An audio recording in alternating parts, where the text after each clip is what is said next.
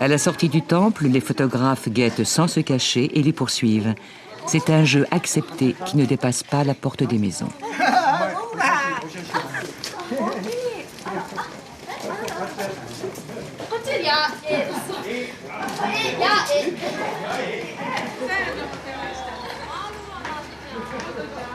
Vous, les geishas, vous faites un métier merveilleux, écrit un admirateur dans le manuel de la geisha, publié en 1935 et distribué aux 75 000 geishas du pays.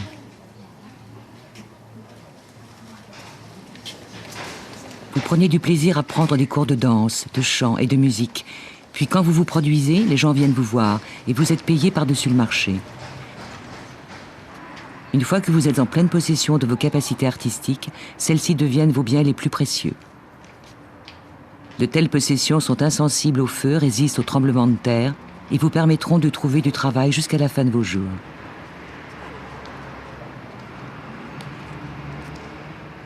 Soyez fiers de vous, mais prenez garde à ne pas vous amouracher d'individus volages. La profession de geisha a évolué. Au XVIIIe siècle, peintres, samouraïs et seigneurs formaient leur clientèle. Au XIXe, ministres et hommes politiques. Au XXe, les hommes d'affaires.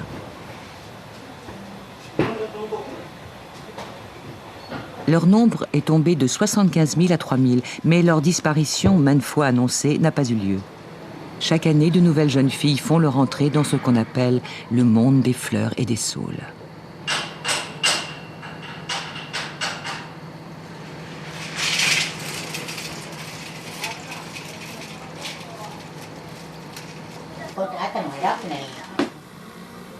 À Kyoto, ancienne capitale impériale, gardienne des traditions, les jeunes filles qui veulent apprendre le métier établissent un contrat avec la patronne d'une maison de geisha. La patronne prend en charge les études et les frais de l'apprenti, qui jusqu'à son entrée dans la profession porte le nom de Maiko, petite danseuse.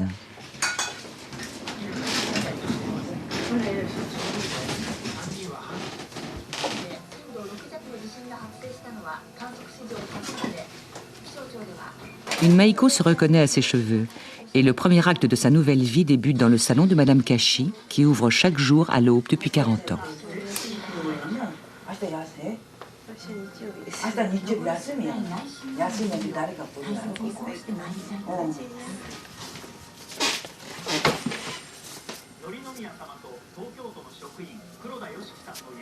La coiffe de la pêche fendue nécessite des armatures, des postiches, de l'huile de camélia et impose des nuits sur un oreiller dur qui ne porte que la nuque et maintient la tête loin du sol.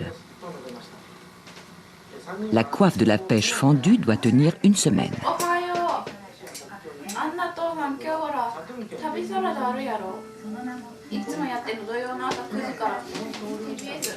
Une ancienne geisha raconte qu'au début de son apprentissage, la patronne mettait près de son oreiller un plateau de farine de riz. Chaque fois qu'elle bougeait la tête dans son sommeil, elle tombait dans la farine qui se collait aux cheveux. Elle devait retourner le lendemain matin chez la coiffeuse pour une nouvelle séance de torture.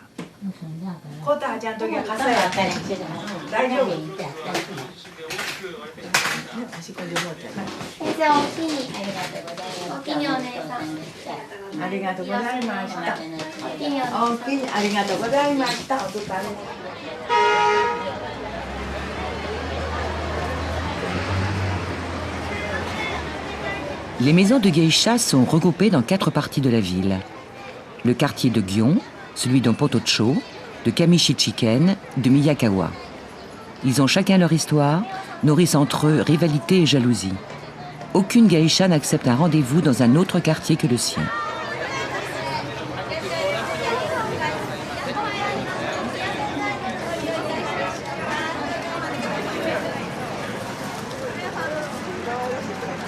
L'ouverture de la saison théâtrale rassemble la profession. Toutes les maisons se retrouvent pour admirer les acteurs et être admirées par le public.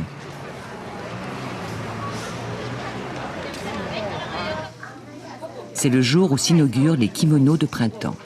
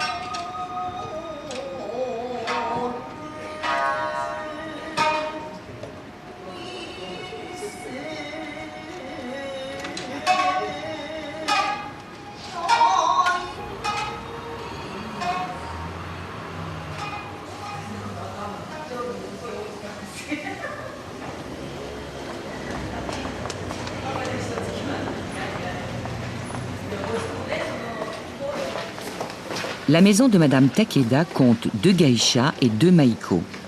Ce sont les 2 maiko les plus célèbres du quartier, Komomo et Kosen.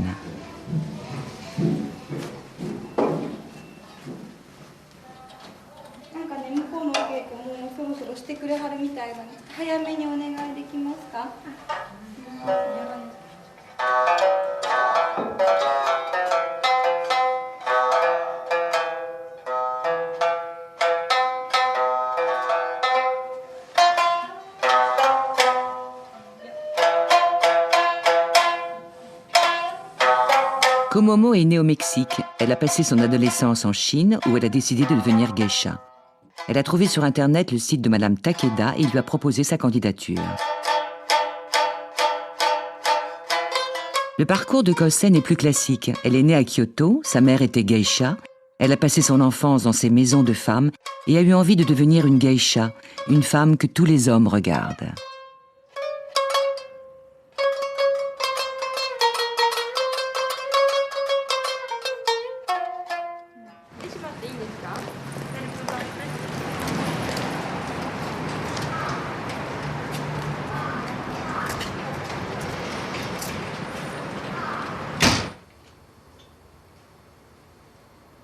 Le soir, la peau disparaît sous un masque blanc, longtemps empoisonné, qui contenait du plomb.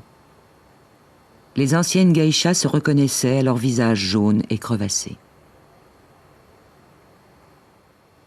Avant, les lèvres vertes étaient à la mode, luisantes comme des ailes de scarabée. Maintenant, le rouge vermillon les a détrônées.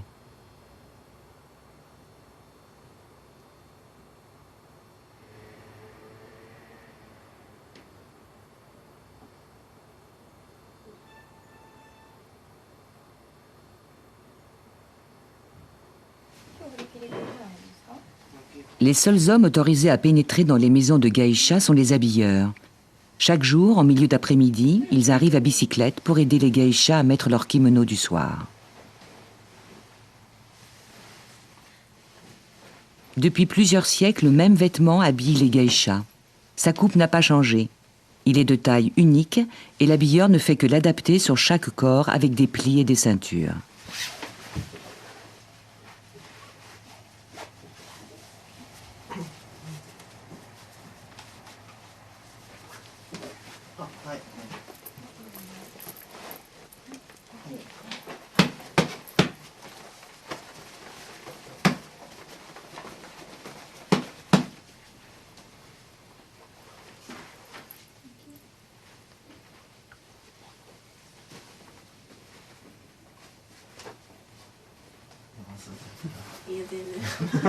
Chaque maison de geisha a ses collections de kimonos. Ceux d'usage quotidien, ceux des fêtes et des grandes occasions, ceux des saisons. Les plus onéreux attendent leur jour de sortie dans des coffres à la banque.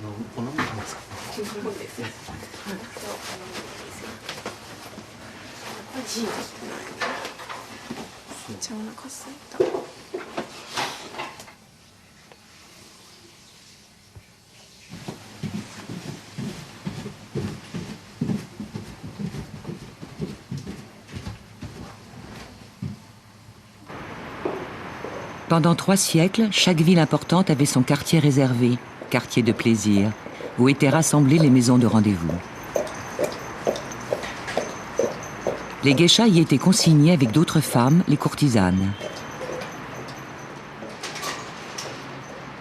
Pour la plupart, geishas et courtisanes étaient des filles de familles pauvres achetées dans les campagnes et revendues en ville. Pour avoir une licence, chaque maison, en plus des geishas, devait héberger une ou plusieurs courtisanes dont le métier était la prostitution. Une courtisane réputée pouvait faire attendre son client plusieurs jours d'affilée avant de le recevoir. Pour le faire patienter et augmenter sa facture, les geishas devaient le divertir, jouaient de la musique, dansaient, le faisaient boire et manger.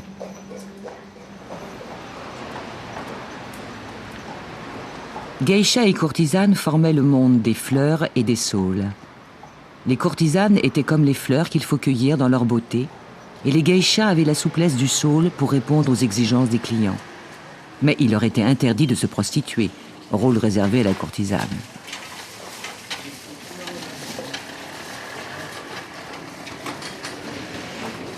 Le Code de la femme de 1946 a interdit la vente des fillettes et la prostitution.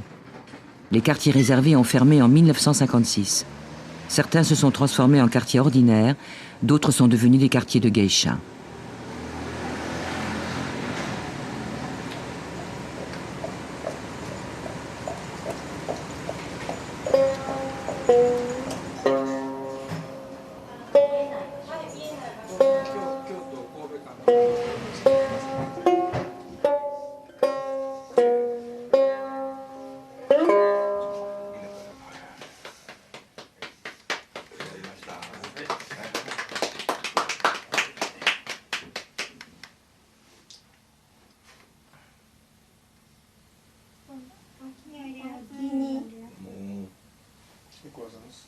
Invité à une soirée de geisha en 1905, un journaliste français succombe à l'exotisme. Ces gracieuses japonaises, par quoi nous captivent-elles? Par leur douceur inaltérable, leur soumission, par leur prévenance, par l'effacement de leur personnalité. Avec elles, la vie est simple et facile, sans complications, sans subtilité ni cas psychologique, sans lutte à soutenir. Ce que j'aime dans la japonaise, c'est que son obéissance est faite de sourires et non de soupirs.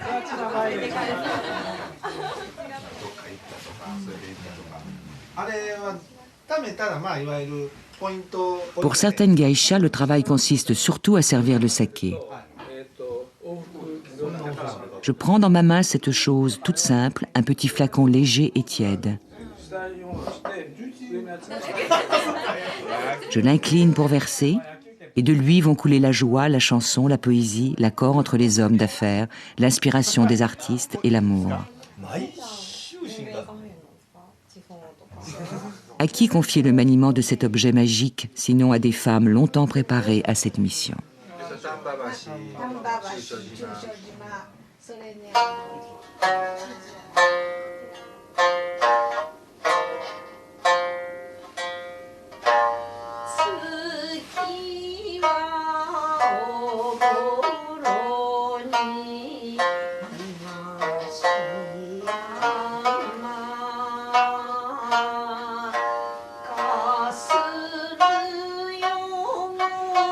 En 1887, Pierre Loti fait escale à Yokohama. Déjà célèbre pour ses évocations de la Turquie, de l'Océanie et de l'Afrique, il veut maintenant écrire sur le Japon. À peine débarqué, il cherche une jeune fille à épouser. Rencontre par hasard dans une maison de thé des geishas qui feraient son affaire, mais se fait éconduire. Les geishas ne s'épousent pas et elles ne vont pas avec les étrangers. On lui explique qu'il faut procéder autrement. Une entremetteuse lui présente une jeune personne, elle lui convient, il signe un contrat au poste de police et le voilà marié pour le temps de l'escale. Celle qu'il appelle sa mousmé se nomme Okane et devient l'héroïne de son livre Madame Chrysanthème qui fait le tour du monde. Okane n'est pas une geisha, mais elle est vue comme telle et son image contribue à entretenir le flou et les fantasmes des étrangers.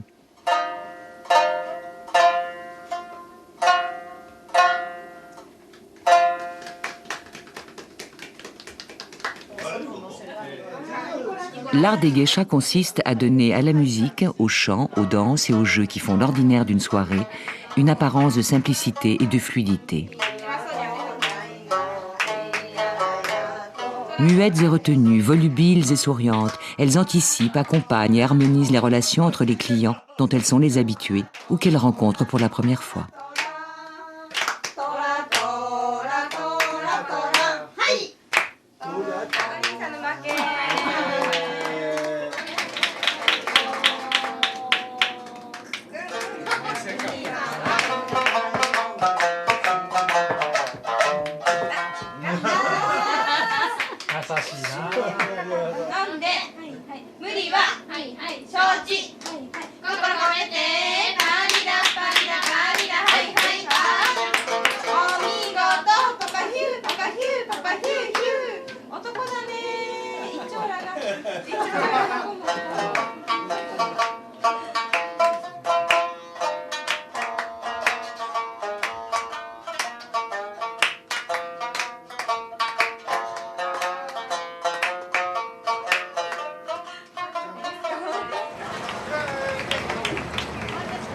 Vivre avec le moment, regarder la lune, la neige, les fleurs et les feuilles d'automne, aimer le vin, les femmes et les chants, et se laisser aller dans le courant de la vie comme une citrouille creuse qui descend l'eau du fleuve. Sur les bords de la rivière Kamo, les poètes ont chanté le monde de la nuit, le monde flottant dont les geishas sont reines.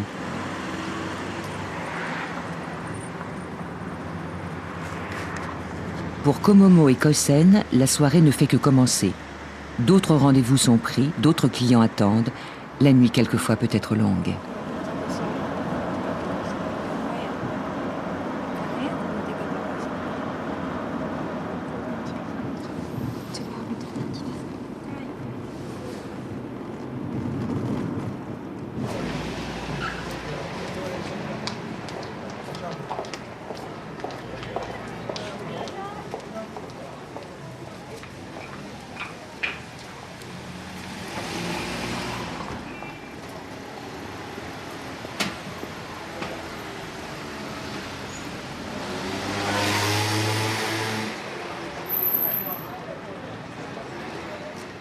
Dans les rues de Gion, on raconte l'histoire de la belle Sada qui avait une passion dévorante pour son amant. Mais un jour, elle découvre qu'elle est trompée, alors elle le mutile et le tue à coups de couteau.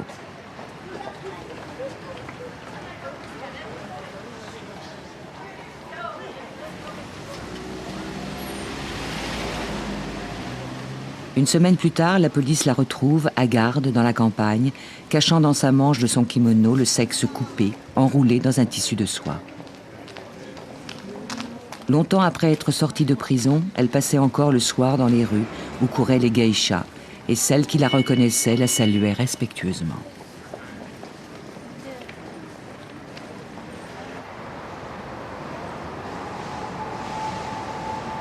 À l'inverse de Kyoto, les quartiers de geisha de Tokyo sont des quartiers comme les autres. Rasés à 90% sous les bombes de la Seconde Guerre mondiale, Tokyo a perdu ses constructions de bois et les restaurants où s'organisent les soirées sont des établissements modernes et anonymes.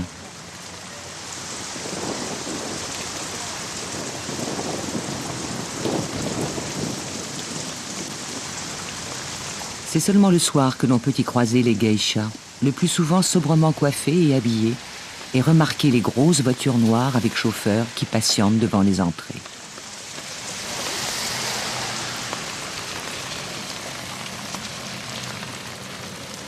Au nord de la ville, le quartier de Kagurasaka a poussé sur une colline à l'extérieur des anciennes fortifications.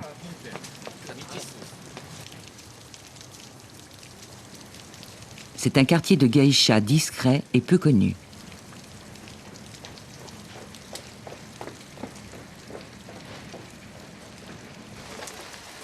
En 1980, une jeune photographe s'installe à Kagurasaka et commence à photographier les geishas dans les rues le soir. Pendant des années, sous la pluie ou sous la neige, dans les mêmes ruelles, elle attend leur passage. Les geishas se laissent photographier mais ne s'arrêtent pas.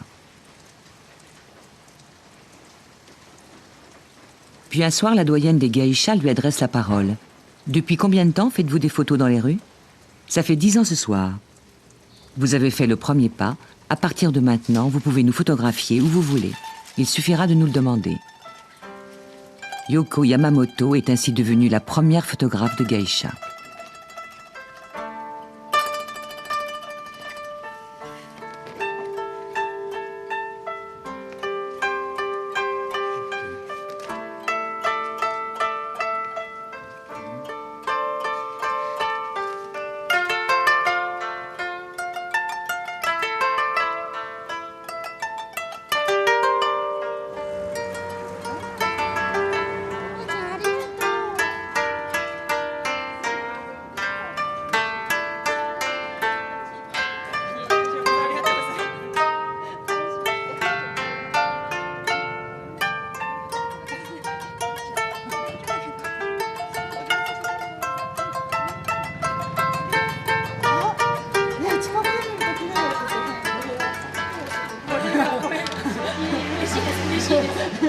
À Tokyo, les geishas sont indépendantes et vivent le plus souvent dans leur propre appartement.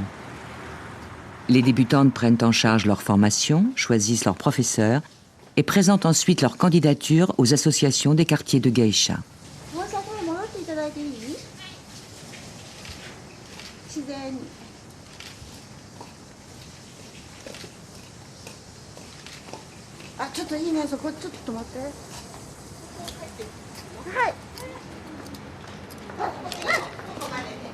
Les geishas sont une des parties secrètes du Japon. Visibles mais inaccessibles aux néophytes, leur rencontre nécessite des intermédiaires, des habitués qui répondent des intentions correctes des clients et se portent garant du paiement des factures.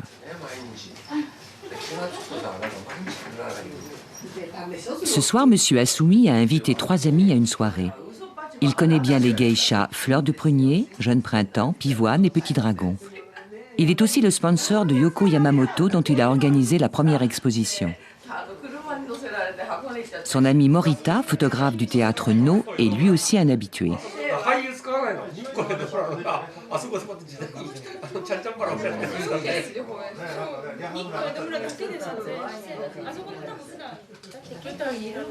Pour les 2 autres invités, intimidés, c'est la première rencontre avec des geishas.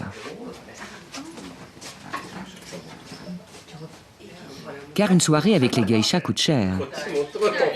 Il y a d'abord la maison de thé où se passe la soirée et son personnel, puis les repas, réalisés sur place ou commandés à l'extérieur, puis les geishas, celles qui jouent de la musique, celles qui dansent, celles qui animent la soirée. Il en faut de jeunes, car elles apprennent le métier, de plus âgées, qui sont des artistes confirmés, et des anciennes, qui ont de l'expérience.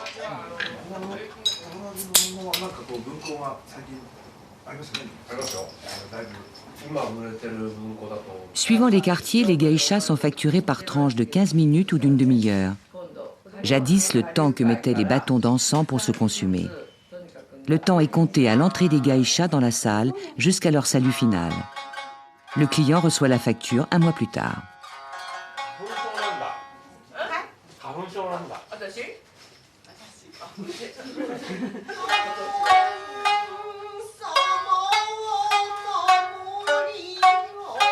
Dans les années 30, les geishas de Tokyo, menacés par l'apparition des hôtesses de bar, se sont voulues à l'avant-garde de la mode et de l'innovation. Elles ont appris à jouer des airs modernes et ont ouvert des pistes de danse. Certaines mettaient des kimonos futuristes pendant que d'autres portaient des uniformes de fantaisie et se coiffaient à l'occidentale.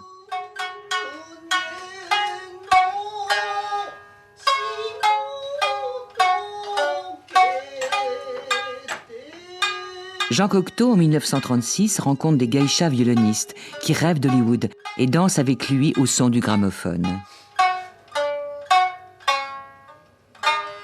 Le mouvement des geishas modernes est de courte durée. Il n'enraye pas le succès des hôtesses de bar. Et les années d'après-guerre sont celles du retour à la tradition.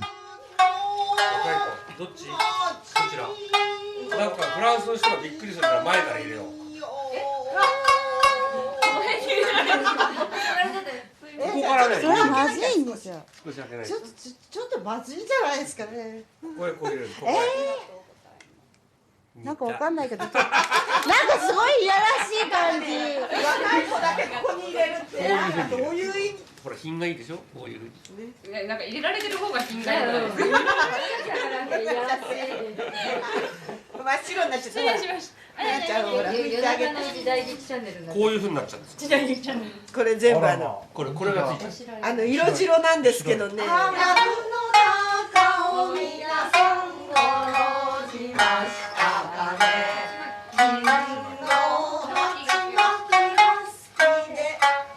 Aujourd'hui, une geisha en grande tenue reste identique à une geisha du XVIIIe siècle.